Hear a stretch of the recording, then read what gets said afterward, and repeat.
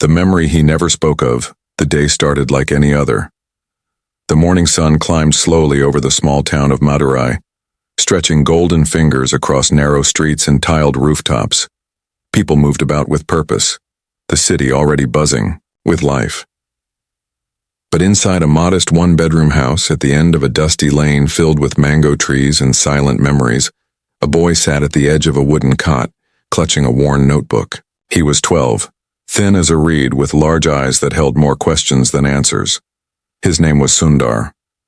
His mother stood behind him, combing his hair gently with her fingers, her touch soft but rushed. She had already boiled rice, packed his lunch, and swept the floor. Her sari was old and her hands bore the lines of years spent washing clothes, cooking, and serving others. But in her eyes there was something deeper, pride. She didn't understand what semiconductors were, or why her son spent hours staring at diagrams and old books from the school library. But she knew he was meant for something far away from Madurai. "Don't forget to greet your teacher," she reminded him softly. "Respect opens more doors than talent." Sundar nodded, not yet knowing how true those words would become. School was a long walk, 2.5 kilometers under the burning sun. Sundar didn't mind. He used the walk to think, not just about class or homework, but about everything he didn't say at home. He wondered why his father's salary, which barely paid the bills, was stretched thinner every month. He wondered if he would ever travel on an airplane. He wondered if dreams had limits. But that day, something else lingered in his mind. He had submitted an essay to a national competition, How Technology Can Change India. He had written it late into the night, lit by a kerosene lamp, carefully crafting each word while listening to his parents whisper about unpaid bills. He didn't expect to win. Kids from Delhi and Mumbai always won. They had English tutors, private schools, computers. He had dust, sweat, and his mother's belief. 2 weeks later, the letter arrived, folded neatly, sealed with a stamp that seemed too clean to belong in Madurai. His hands trembled as he opened it. He had won. Not just any prize, the top one. His essay would be read aloud in Delhi, on live television. He was invited to speak. They would even fly him there. His mother didn't cry. She just held his face in her hands and smiled for a long time, her eyes glistening with pride. His father didn't say much either. But that evening, he came home early, holding 2 sweet buns from the bakery. They ate them slowly, like it was a feast. A week later, Sundar sat in a small waiting room at the Delhi studio, holding his speech. It was written on crumpled paper, folded too many times. Around him were other children. Some wore suits, some had makeup on. One had an iPad. A woman with a clipboard came over and looked at his name tag. "Sundar Pichai," she read aloud, eyebrows raised. "Where are you from?" "Madurai," he said softly. She replied, turning to walk away. A few minutes before the show, a reporter entered the room. He was tall, sharply dressed, and walked like he was the most important man in the room. The other kids greeted him eagerly. He smiled at them, but when he reached Sundar, he paused. "And who's this?" he asked. "Sundar Pichai." Sundar repeated, standing up. "From?" "Madurai." The reporter laughed lightly, then glanced at the camera crew. "From Madurai," he repeated, shaking his head.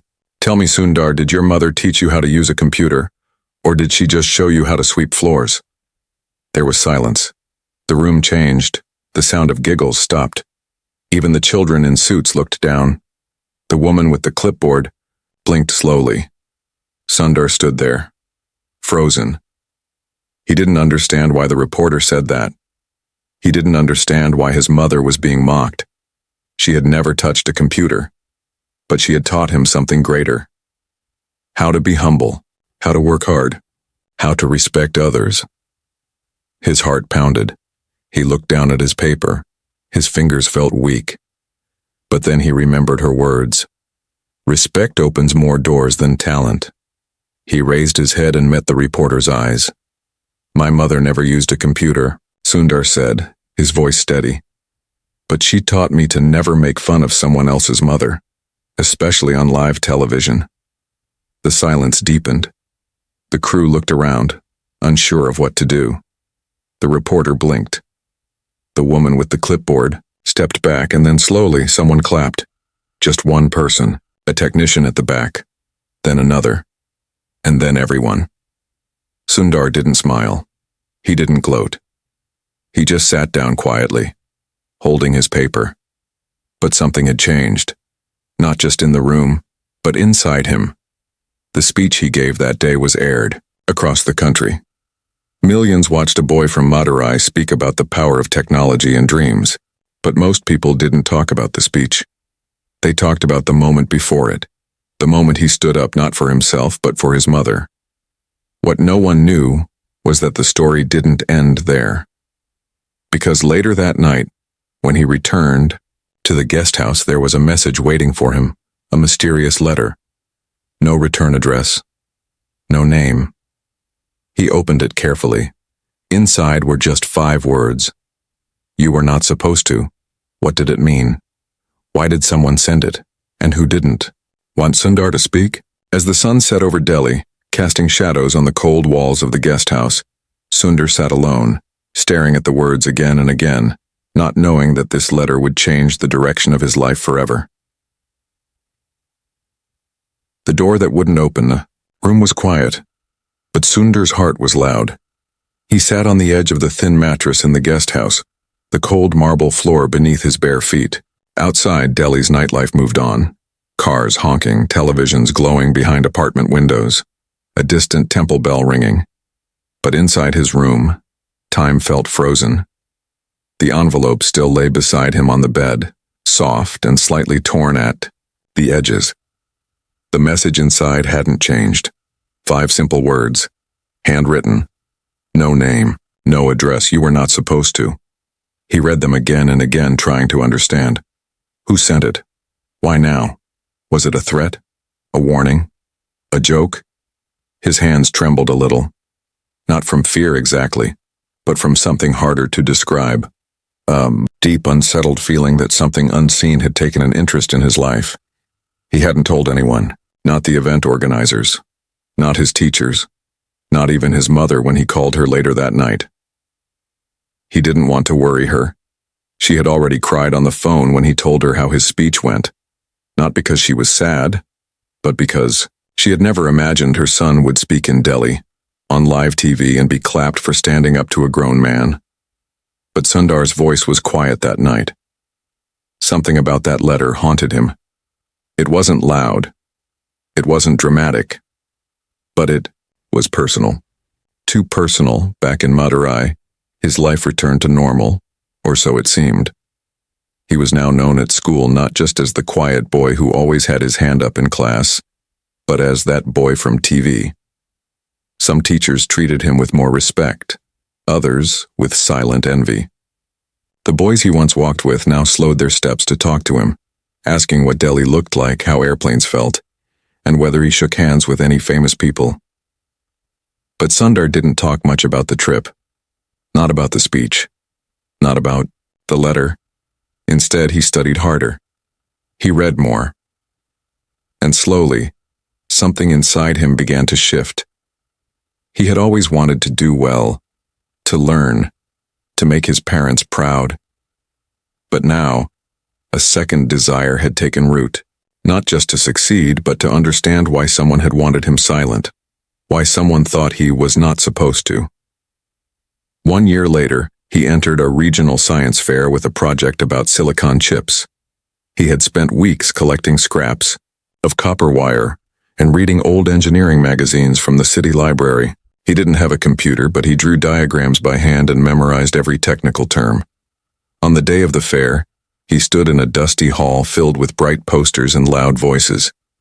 Judges walked by, clipboards in hand, eyes scanning tables for impressive displays. Most students had colorful charts. One group even had a laptop. Sundar had only one chart, taped to cardboard with medical tape his mother borrowed from a clinic. But what he lacked in material, he made up for in clarity. When the judges stopped at his table, he explained how chips worked like tiny brains, how they powered machines, and how India could make its own if it invested in the right tools. The head judge nodded thoughtfully, asked one or two questions, then moved on. As Sundar began packing up, a tall man in a gray coat approached him. He wasn't a judge. He didn't have a badge. "You're Sundar Pichai?" he asked. Sundar looked up and nodded. "Follow me." They walked through the hall, past the noise and the crowd, into a quiet corridor. The man stopped near a metal door and looked around before speaking. "Do you remember the letter you received in Delhi?" Sundar's stomach dropped. His fingers curled tightly around the folder in his hand. "Who are you?" he asked softly. The man didn't answer directly. Instead, he held out a small envelope. "This came for you today. I was told to give it to you personally." Sundar hesitated. Then slowly he took it. The man nodded once and walked away. Sundar opened the envelope carefully, heart racing. Inside was another handwritten note. Same slanted letters, same ink. "You were never meant to be heard. Stay quiet, or you will understand why." This time there was no confusion. It was a threat. He folded the paper quickly and slipped it into his folder. For the rest of the evening, Sundar didn't speak much. He took the bus home, staring out the window, replaying every moment. Who was trying to silence him? Why? He was just a boy from a small town, interested in technology. He hadn't done anything wrong. Or had he? When he got home, his mother noticed something in his eyes. "Did something happen at the fair?" she asked gently. He shook his head. "Nothing. Just tired." She gave him warm rice and dal, brushed his hair with her fingers like she always did, and hummed a soft tune as he ate. Sundar didn't tell her about the second letter. He didn't want her to worry. Not yet.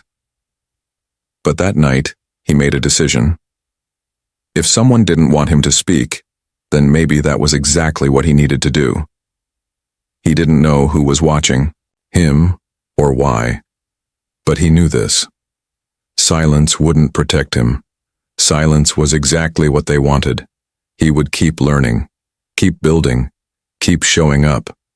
Because some battles are not won with fists or anger, but with quiet persistence. Years passed. Sundar's name was written on scholarship applications, science competitions, and slowly on the lips of people who mattered. He studied engineering in Chennai, earned top scores, and applied to a university far, far away, Stanford. No one from his family had ever left India. His father sold the family scooter to buy his plane ticket. His mother packed a small jar of pickles in his bag. When the plane took off, Sundar watched the clouds with quiet wonder. The boy from Madurai was flying, not just in the sky, but towards something greater. He didn't know that the past would follow him. He didn't know that the letters hadn't stopped, because one day, in California, in a cold dorm room filled with textbooks and ramen noodles, a package would arrive. No return address, no sender. Just one line inside, typed this time, not written. "You were warned."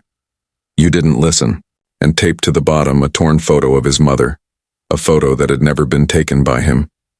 He sat in silence, holding the picture, his hands shaking. Not with fear now, but with something deeper. A question. How far would they go? The photo. That broke his sleep. The dorm room was small, but to Sundar it had felt like a palace when he first arrived.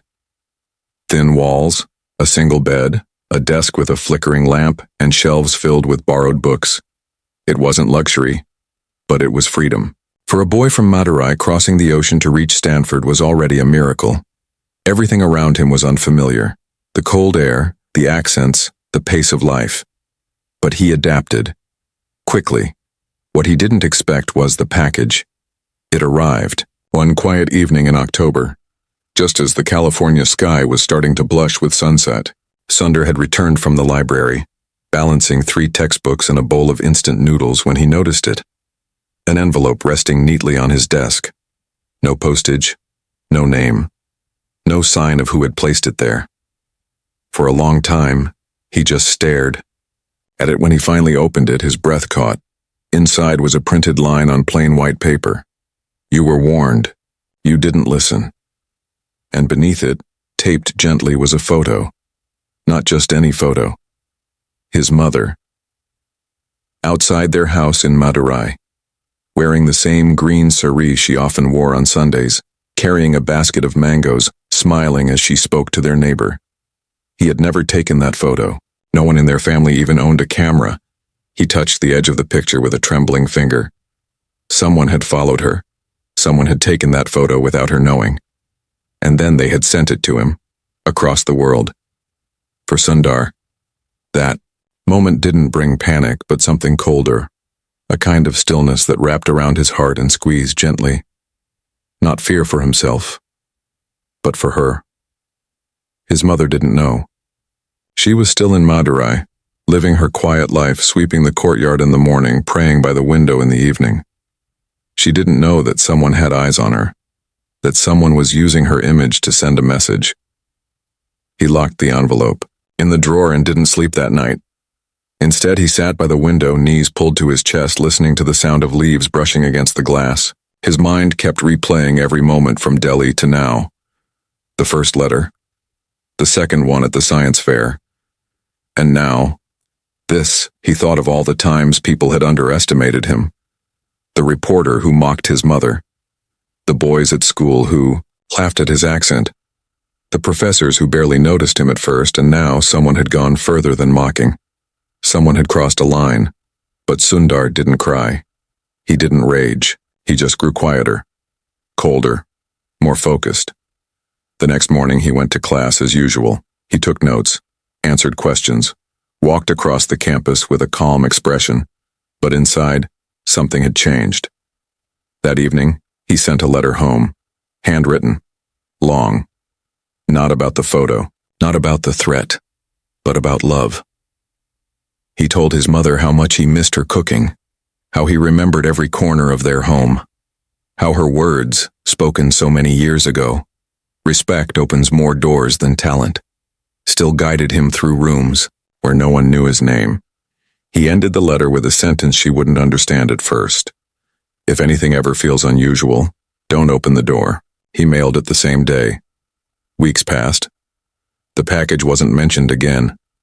Nothing strange happened. No one approached him. No new threats arrived.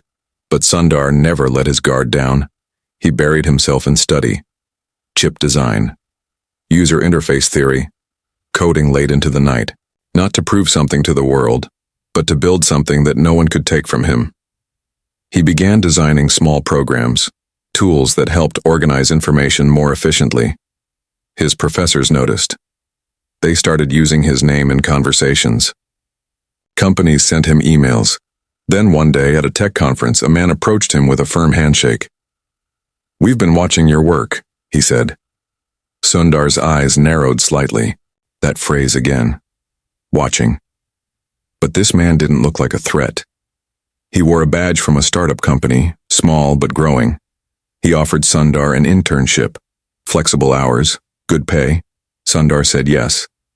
Not because of the money, but because he wanted access. He wanted to see who was really watching. Over the next few months, Sundar's life moved fast. Faster than he expected. Projects turned into offers. Offers into interviews. Interviews into meetings with people who spoke like they controlled the future. And then, in a quiet corner office with a coffee machine that never ran out, someone said the word that would change everything. Google. At first it was just a whisper, a possibility, but soon it became real. They invited him for an interview. He wore his only formal shirt, answered every question with calm precision. He didn't boast. He didn't pretend. He just explained how people think, and how technology should think with them, not above them. They hired him, just like that, and for a brief moment, he forgot about the letters, the photo, the threats, until the second photo arrived. This time, it was sent to the Google office. No envelope, no message. Just a black and white printout left on his desk one morning. His father, sitting outside their house, drinking tea. There was a red circle drawn around his heart. Sundar sat back in his chair, the paper trembling slightly in his hand.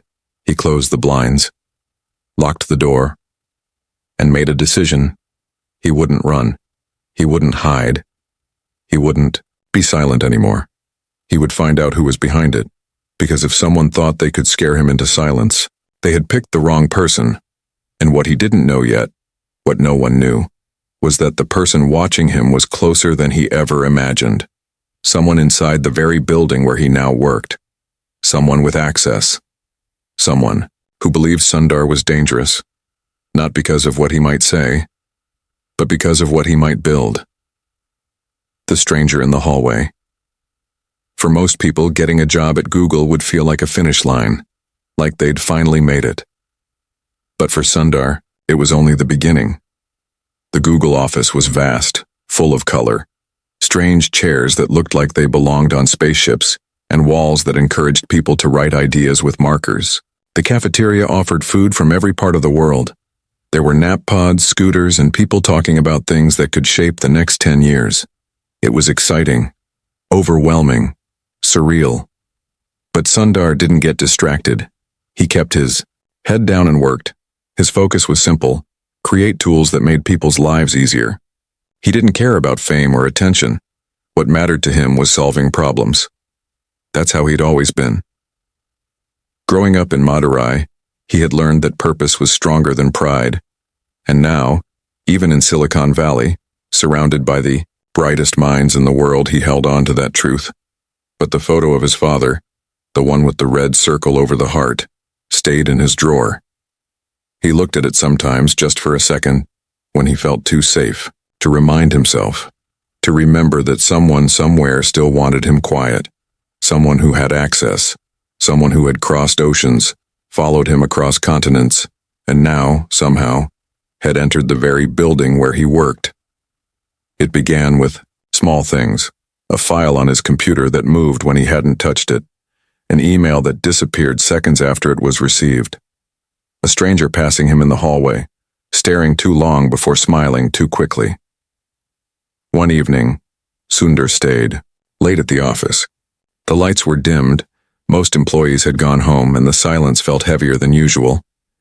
He was working on a new idea, something bold, a way to make information accessible to anyone, no matter how old they were, where they lived, or what language they spoke. Something that could give a child in a remote village the same answers as a professor at a top university. He called it a smart search layer. It wasn't fully built yet, but it had promise. He stretched his fingers, stood up from his desk, and went to the kitchen to make tea. When he came back, his screen was on. He was sure he'd put it to sleep. A document had been opened. His design notes. Line by line. Someone had inserted red comments. He stared, frozen. Most of them were technical suggestions, small things, faster processing, lower bandwidth usage. But the last comment at the very bottom wasn't technical. You shouldn't be doing this, not here. No name, no trace of who had written it. He pulled the plug on the computer. The next morning, he went to the internal security desk and asked who had accessed his station. The man behind the counter, wearing thick glasses and a badge with too many numbers, looked puzzled. No one, he said. Your logs are clean. But someone, Sundar began, then stopped. He knew it was pointless. Whoever was behind this wasn't some intern playing games. This was careful, hidden, practiced. That night, Sundar couldn't sleep. He stared at the ceiling, listening to the hum of the city outside his apartment. His roommate had gone home for the weekend, so the place was quiet. He replayed everything again. The letters, the photo, the comments on his code. The pattern was clear now. This wasn't random. It was control.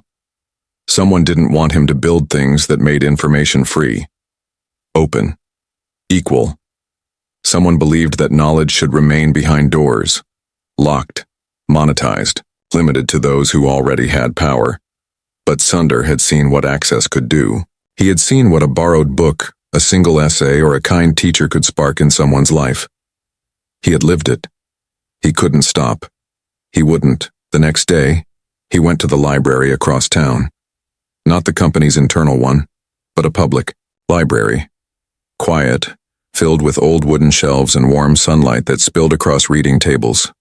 It reminded him of Madurai, of his childhood, of simpler days.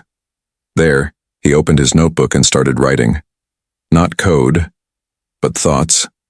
He wrote about systems that locked people out, about the walls that separated potential from opportunity, about building technology not for profit but for people. He didn't know that someone had followed him. As he left the library, he noticed a car parked across the street. Dark windows. No plates. He walked a few blocks, stopped, turned around. The car was still there. He didn't go home that night. Instead, he stayed with a friend from university who lived across town. He didn't explain why. He just said he needed space to think. That week, he submitted a proposal to a senior engineer at Google, a real one, about building a lightweight, memory-efficient browser that could load fast even on low-end phones. Something people in rural India, Africa, Southeast Asia could use. Not just the wealthy in Silicon Valley. The idea was ambitious. But the senior engineer nodded. "This could be big," he said. "I'm not doing it to be big," Sundar replied. "I'm doing it because people like my mother should be able to read the news, even with a slow connection." The engineer smiled, but there was something else behind his eyes. Something unreadable. That night, Sundar's doorbell rang. It was 11:47 p.m. No one ever visited him that late. He opened the door slowly. No one was there, just a package. This one was heavier than before. He brought it inside, placed it on the table, and opened it carefully. Inside was a book. An old engineering textbook, his textbook. From Madurai, the one he had borrowed from the school library, scribbled in, and accidentally returned with his name on the inside cover. He opened the cover. His handwriting was still there, and under it, a new line written in the same ink as the old letters. "You are being given one final chance. Stop before it's too late." There was no signature, no address, but on the back page something else had been added. A photo of his school library, burned, charred at the edges. Sundar stared at it for a long time. His childhood, his roots, being used as a warning. He felt no anger, no panic, only silence, and a growing resolve. They wanted him to be afraid, but fear, he realized, had an expiration date. And this time, he would answer, not with words, but with something that could not be erased. The idea they couldn't stop, the world outside didn't change, but something inside Sundar did. After the package with the burned photo, he didn't go to work for 2 days. He told his team he needed time off. No one asked questions.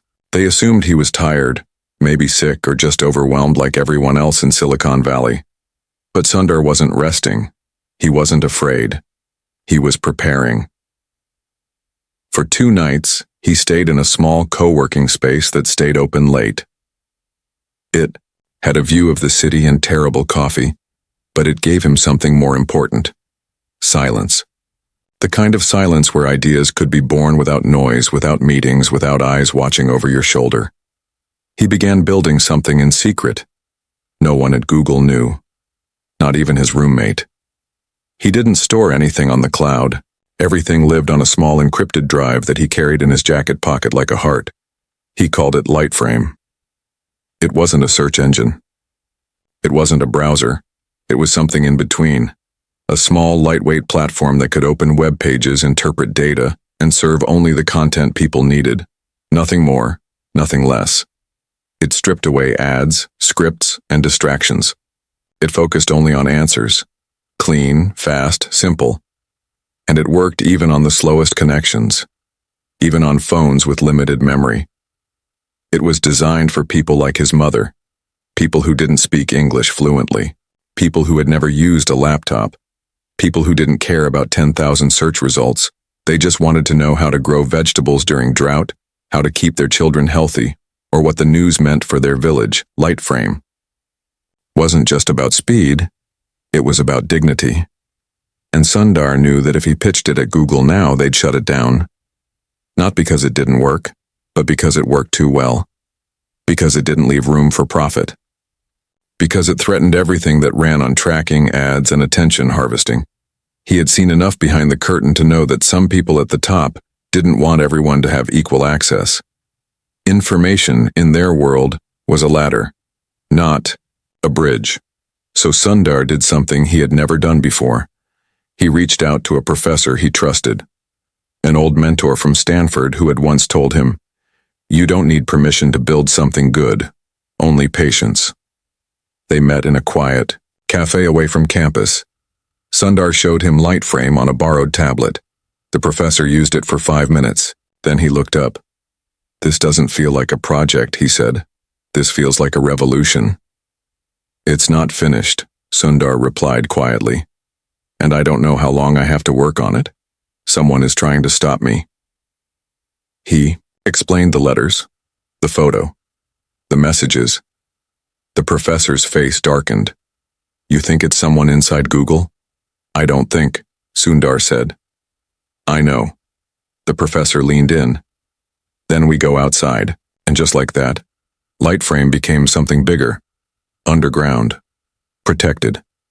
Outside the walls of corporate approval, they built a small team, not more than 4 people, trusted students, 1 designer, 1 security expert, 1 linguist, all under aliases. They worked at night, on weekends, on their own time. No pay, no reward, only purpose. Sundar lived a double life. During the day, he still worked at Google, attending meetings, fixing bugs, improving tools. But at night, he disappeared into code. Weeks passed. Months. Lightframe grew stronger. They added voice features, offline caching, support for regional languages. Each time someone said it couldn't be done, Sundar found a way. Every time he thought about giving up, he remembered the red circle on his father's heart. He hadn't forgotten the threat, but he was no longer afraid. Then came the night. Everything changed. He was walking home from a late coding session.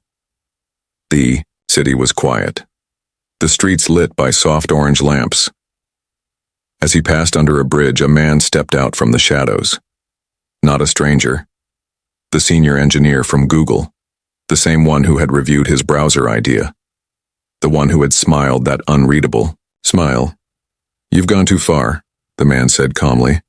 Sundar didn't stop walking. "You followed me?" "No, I never stopped watching." They walked side by side for a few moments, the sound of their shoes echoing. "Why me?" Sundar finally asked. "Why try to stop someone like me?" The man laughed softly. "Because you're dangerous." Sundar looked at him. "I'm building something that helps people." "And in doing so," the man replied, "you break the system we've spent years perfecting." "You think this is about browsers? About search engines?" "No. This is about control." He stopped walking and turned to face Sundar. "Do you really think the world wants everyone to have equal access to knowledge? Equal power? Equal voice? It sounds noble, but the truth is systems are built to favor those who already have something to protect, and you want to burn that down." "I want to open it up," Sundar said. "Same thing," the man whispered. Then, without another word, he walked away. That night, Sundar made a decision. He would launch Lightframe. Publicly, he knew it, would cost him everything. His job, his safety, maybe even his future. But what is the use of building something if you have to hide it? So he prepared. He rewrote the code to be open source. He created a simple, clean website to explain it. No company logos, no names. He uploaded the final version to servers outside the US, in a country with strong privacy laws, and then he waited. For sunrise, the launch button was ready. His hand hovered over the mouse. He closed his eyes and thought of his mother, of her hands brushing his hair, of the way she had once whispered, "You don't have to shout to be heard, just speak from the heart." And so, with the quietest click, Sundar launched the platform that would reach millions. Lightframe was live. Within hours, it spread like wildfire. Tech forums lit up. News outlets picked it up. People in small towns began sharing it on cheap phones. Someone in Nigeria used it to find a cure for his daughter's rash. Someone in Thailand used it to teach English. Someone in Madurai used it to check the weather before heading to the fields, and amid the chaos, Sundar received one final message. No envelope, just a screen. It appeared when he opened his laptop, a black screen with white text. You don't know what you've started, but we're not done yet. And for the first time, Sundar smiled, not out of victory, but because he knew something they didn't. He wasn't alone anymore. The answer he never said out loud for 3 days, the world didn't. Stop talking about it. Lightframe had exploded across the internet like lightning through a dry sky. In towns where electricity flickered and Wi-Fi was a luxury, people were learning new things in their own language, on devices that barely had space for photos. There were no ads, no pop-ups, no distractions, just answers. It felt like magic. But it wasn't magic, it was something stronger. Intention. People called it a miracle, a breakthrough, a disruption. They called Sundar a visionary, a rebel, a name that suddenly meant more than a quiet boy from Madurai who had once walked barefoot to school. But Sundar didn't celebrate. He sat in a borrowed apartment across the city, curtains drawn, watching the news play clips of people using Lightframe in villages he had once read about in old school books. It didn't feel like victory. Not yet, because he knew what was coming next. The message on his screen had made that clear. You don't know what you've started, but we're not done yet. And for the first time since this all began, Sundar wasn't sure what to expect. He wasn't afraid, but he was prepared. 2 days later, at 7:38 a.m., a car pulled up in front of the apartment. Unmarked. Silent. A knock came at the door 3 times. He opened it slowly. The man from the hallway, the senior engineer. His smile was gone. Behind him stood 2 others, both strangers, but with the posture of people who didn't make mistakes. They didn't force their way in. They didn't threaten. They simply sat down at the kitchen table and spoke softly. You've changed the rules, one of them said. The game, added another, was never designed to be fair. You've made it unpredictable.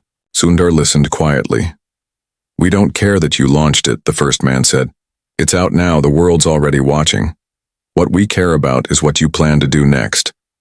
Sundar leaned forward. What do you mean? Will you sell it? The man asked. Will you walk away from it? Will you control it? Or let it control you?